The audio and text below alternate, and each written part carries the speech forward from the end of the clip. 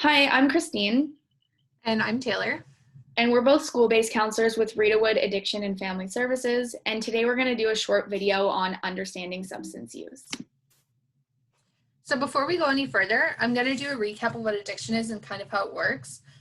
Sometimes people tend to look at addiction as an issue where either someone has it or they don't. Instead of looking at it this way, it can be helpful to look at it along a continuum ranging from no use to excessive use. What this continuum tells us is that not all use of substances is negative and not all of it is problematic. Culture and socialization are two things that are going to greatly influence the way that we perceive certain substances and behaviors. So this includes things like social media, the news, our parents, our peers, our friends.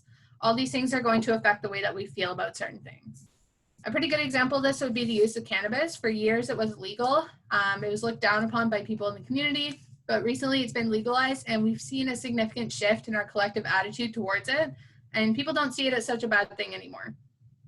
Like I said before, this also applies to behaviors. So we're talking about things like technology use, gambling, shopping, all kinds of things that can fit into this scale. It's important to recognize that it's possible for somebody to move up and down the continuum throughout their entire lives, and that you can find yourself at different points on the continuum for different substances and behaviors. We talk a lot about the continuum because oftentimes when I'm talking about substance use, people automatically think I'm talking about addiction. However, as we can see, addiction only represents a small fraction of this continuum, and it's important to be able to identify the differences between the sections and the accompanying behaviors. There are many aspects to substance use disorders or addictions.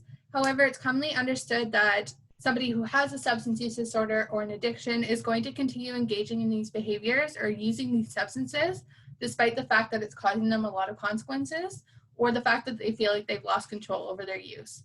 We're going to talk a little bit more about the continuum in the stages of use next.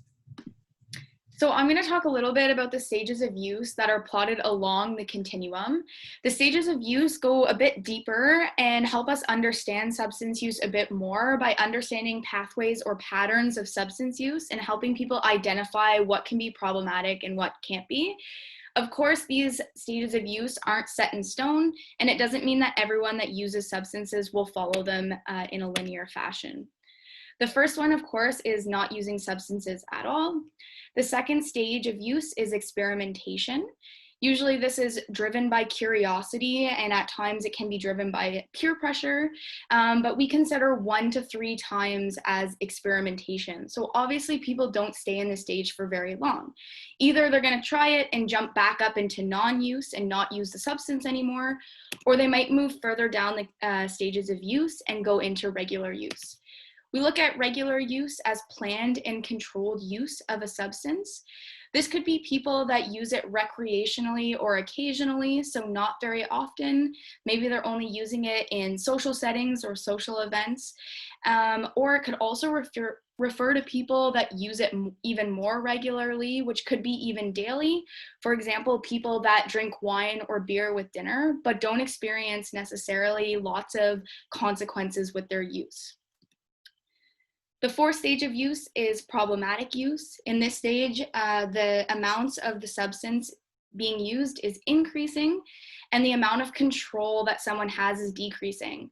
So what that means is maybe someone is, for example, planning on having 2 glasses of wine with dinner, but ends up having 4. So you can see that the amount they're using is increasing, but their control is decreasing because they planned to have 2, but they ended up having 4.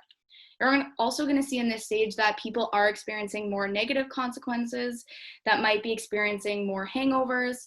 Maybe it's problems at work, school, family life, or other things. The last stage of use is addiction, and Taylor did a really good job explaining that in the last slide. Again, it's more of a loss of control over the use and continuing to use it even though there's lots of negative consequences that are happening. So that's all we have for you guys today. Stay tuned for more from Rideauwood, and if anyone needs more support, please feel free to call our phone number at 613-724-4881 or check out our website at rideauwood.org. Thanks so much.